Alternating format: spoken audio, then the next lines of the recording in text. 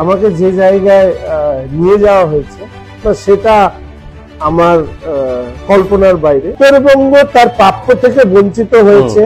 স্বাধীনতা পরবর্তী যারা এখানকার বিধায়ক সাংসদ হয়েছেন এই আমি বলবো এই সময় 2014 আগে তারা কখনো উত্তরবঙ্গ নিয়ে সরব হননি। প্রতিদ্বন্দ্বী ভাবতেই পারেন, কিন্তু আমাদের কাছে তো উনি পলিটিক্যালি একজন সিনিয়র মোস্ট লিডার, গার্জিয়ান।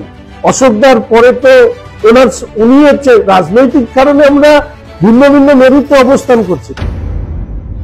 তো কোথাও যেন উত্তরবঙ্গে বিজেপি সেইভাবে তাদের আন্দোলন সংগঠিত করতে পারছে না, কোথায় থামতে? বামপন্থী রাজনীতি 30 বছর করার পরে আমি ছাড়তে হবে।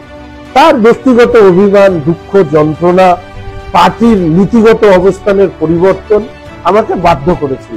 আর আজকের দিনে দাঁড়িয়ে আমি এখনো বলবো আদর্শ এবং আত্মসম্মান এই দুটো একসাথে থাকে। তো আমরা যখন নেতৃত্ব দিই আদর্শের লড়াইয়ে অনেক সময় আত্মসম্মানে আঘাত পেলে দুঃখ হয়। তো এখন পর্যন্ত সেই রকম পরিস্থিতি তৈরি হয়নি। প্রতিপক্ষকে নিয়ে আমি চিন্তিত নই।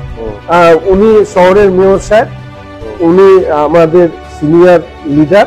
আমি প্রতিপক্ষকে নিয়ে কোনো কথা আমি বলবো না। সোজা সাপটা শঙ্কর ঘোষ দেখুন রবিবার 13 জুলাই ঠিক রাত 8টায় শুধুমাত্র পাহাড়িয়া টাইমসে।